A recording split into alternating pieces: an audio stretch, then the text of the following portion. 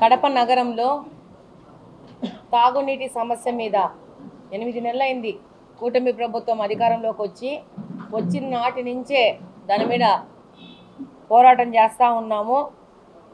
దాని పరిష్కారం కోసము ఏవేవి పరిస్థితులు ఉన్నాయి, ఏ మార్గాలు ఉన్నాయి, దాని మీద నిర్విరామంగా కృషి చేస్తూ ఉన్నాము. ఈరోజు కడపలో చాలా ప్రాంతాల్లో 2 రోజులకు 3 రోజులకు 4 రోజులకు కూడా నీళ్ళు వచ్చే పరిస్థితి ఉంది. దీని మీద అనేక పర్యాయాలు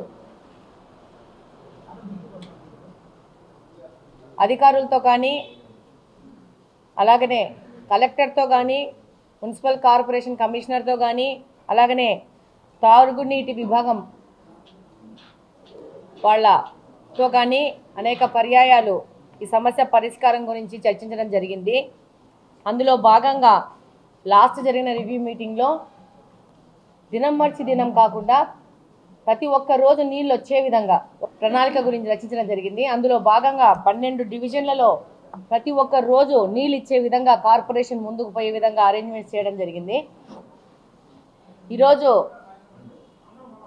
ఈ సంవత్సరం ముఖ్యంగా పెన్నలో నీళ్లు ఉన్నాయి.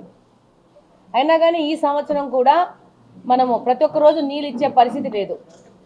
దీనికి కారణం 20 సంవత్సరాల నుంచి ఒకరే ఈ కార్పొరేషన్ని కబ్జా చేసుకుని కూర్చొని కార్పొరేషన్లో ఉన్న తాగునీటి డిపార్ట్మెంట్ కూడా వాళ్ళు కబ్జా చేసుకొని ఎక్కడికక్కడ ప్రజలకు ఇబ్బంది పెడుతూ ప్రజలు ఇబ్బంది పెడుతుంటే వాళ్ళు సంతోషపడతా ఉంటారు. అంతేగాని 20 సంవత్సరాల నుంచి అధికారంలో ఉండి 10 సంవత్సరాల నుంచి ఒకటే వ్యక్తి కార్పొరేషన్ హస్తగతం చేసుకొని ఈ తాగునీటి సమస్యను పరిష్కరించాలని ఒక్క దినము ఒక్క సెకండ్ కూడా ఆలోచించలేదు. ఇది ప్రజలందరూ గమనిస్తూ ఉంటారు. చాలా మటుకు ఈ యొక్క తాగునీటి విభాగం వాళ్ళ అధికారులను కూడా వాళ్ళు ఇన్ఫ్లుయెన్స్ చేస్తూ ప్రజలకు ఇబ్బందులు కూడా చేస్తున్నారు. ఇది అన్నీ మనం తప్పాలంటే మనము కూడా దీని మీద సీరియస్గా ముందుకు పోవాలన్న ఆలోచనతోనే ప్రతి ఒక్క రోజు తాగునీటి ఇచ్చే విధంగా ఒక ప్రయోగాత్మకంగా కొన్ని డివిజన్లలో ఇప్పుడు మొదలు పెట్టడం జరుగుతూ ఉంది. అందులో భాగంగా భాగ్యనగర్ 12 డివిజన్లలో ఇప్పుడు మనము ప్రతి ఒక్క రోజు నీళ్ళు ఇచ్చే విధంగా ఒక ప్రపోజల్ తయారు చేసుకున్నాము. అందులో భాగంగా 13వ డివిజను, 11వ డివిజను, 10వ డివిజను, 14వ డివిజను, 15వ డివిజను, 20 డివిజన్లో కొంచెం పార్ట్, 10వ డివిజన్లో కొంచెం పార్ట్, 7వ డివిజన్లో కొంచెము పార్ట్, 8, 9, 10వ డివిజను, 2వ డివిజను, 7వ డివిజన్, 8వ డివిజన్, 26వ డివిజన్లో కొంత భాగము. ఎందుకంటే ఇవన్నీ కనెక్షన్స్ ఒక పద్ధతిలో అరేంజ్ అయి ఉంటాయి, పైప్ లైన్ కనెక్షన్స్ అన్నీ.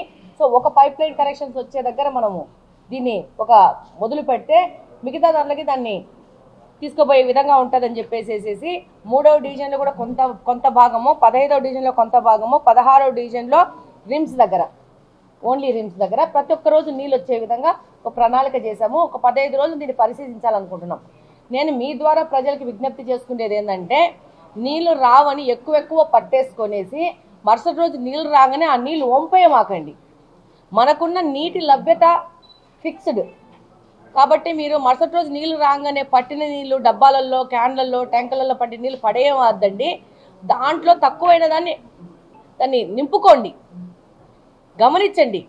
2 రోజులు 3 రోజులు ప్రతి ఒక్క రోజు నీళ్ళు వచ్చాయనుకో, మీకు ఒక రోజుకు నీళ్ళు ఎంత అవసరమో అంతే పట్టుకోండి.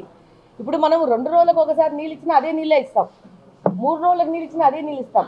వీళ్ళు ఎక్కువ పట్టేసుకొని నీళ్ళు రాగానే వంపేయడం వల్ల నీటి లభ్యత తక్కువైపోతా ఉంది. కాబట్టి వంపకండి నీళ్లు.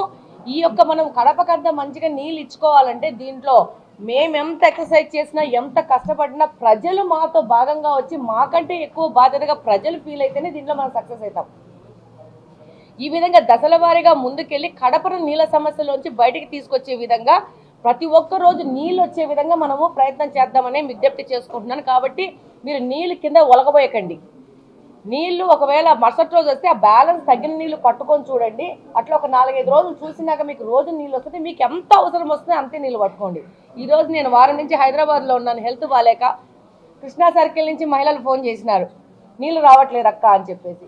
నేను హైదరాబాద్లో ఉండి కూడా ఫోన్ ఎత్తి కమిషనర్ గారికి ఫోన్ చేసి సదరు ఫోన్ చేసిన వ్యక్తి నెంబర్ పంపించి ఇక్కడ నీళ్లు రావట్లేదంటే కొన్ని వాటర్ పైపులు లీక్ అవుతున్నాయి, దాన్ని రిపేర్ చేస్తున్నట్టు ఇమీడియట్గా ఆ ఏరియాలకి ట్యాంకులు పంపించండి అనే పరిస్థితులు ఈరోజు కూటమి ప్రభుత్వం కానీ ఇక్కడ మనం కానీ తెలుగుదేశం ప్రభుత్వం నుంచి పనిచేయడం జరుగుతూ ఉంది.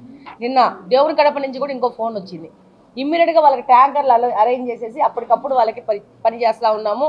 డెఫినెట్గా ప్రతి ఒక్క నిమిషం ప్రజలకు సేవ చేసే విధంగా ముందుకెళ్తున్నాము. ఏ ఫోన్ కాల్ నేను రిసీవ్ చేసుకున్నా కూడా ఇమ్మీడియట్గా దానికి సంబంధించిన యాక్షన్ ఇమ్మీడియట్గా సంబంధిత అధికారులకు చెప్పేసి వాళ్ళకి అందుబాటులో ఉండే విధంగా 99% పని చేస్తూ ఉన్నాను. ఇది రేపు పొద్దున భాగ్యనగర్ కాలనీలో 12వ డివిజన్లో లాంచింగ్ ప్రతి ఒక్క రోజు నీళ్ళు ఇచ్చే విధంగా కడపలో మొదలు పెడతా ఉన్నాము. ఎన్ని గంటలకి 8 గంటలకి రేపు పొద్దున భాగ్యనగర్ కాలనీలో 12వ డివిజన్లో నీళ్లు రిలీజ్ చేస్తున్నాం. రెండవ విషయం ఏంటంటే ఈ యొక్క బ్రహ్మసాగర్ ప్రాజెక్టు కింద మనం శాశ్వత నీటి పరిష్కార దిశగా కూడా మనం పని చేస్తూ ఉన్నాము. అమృత్ నిధుల కింద అది కూడా ముందుకు పోతుంది. రేపు 2-3 నెలల టెండర్ ప్రక్రియ జరుగుతుంది. దాంట్లో కూడా మనం హ్యామ్ ద్వారా ముందుకు పోతున్నాము. దాన్ని కూడా మనము తీసుకొచ్చుకొని సాధించుకొచ్చుకొని కడపకు శాశ్వత నీటి పరిష్కారం ఇప్పుడు మనం చేస్తున్నది. ఈరోజు ఈ సంవత్సరం నీళ్లు ఉన్నాయి కాబట్టి మనం చూస్తున్నాం. కానీ నీళ్లు రాకున్నా కూడా కరువు ఉన్నా కూడా మన కడపకు నీళ్ళ సమస్య రాకుండా మనం పని చేసుకోవాల్సిన అవసరం ఉంది. ఇక్కడి నుంచి 40 సంవత్సరాలు 50 సంవత్సరాలు మన నీటి అవసరాలకు అనుగుణంగా మనం పని చేయాల్సిన అవసరం ఉంది. ఆ విధంగా పని చేస్తున్నాం. ఆ యొక్క మన నీటి సమస్య గురించి పరి విధాలుగా చాలాసార్లు ముఖ్యమంత్రి గారి దృష్టికి తీసుకుపోవడం జరిగింది. దానికి సంబంధించిన ప్రపోజల్స్ తయారవుతూ ఉన్నాయి. అతి త్వరలో మనం దాంట్లో కూడా సక్సెస్ అయ్యి ప్రజలకు నీళ్ళు ఇచ్చే విధంగా ముందుకు పోవడం జరుగుతుంది.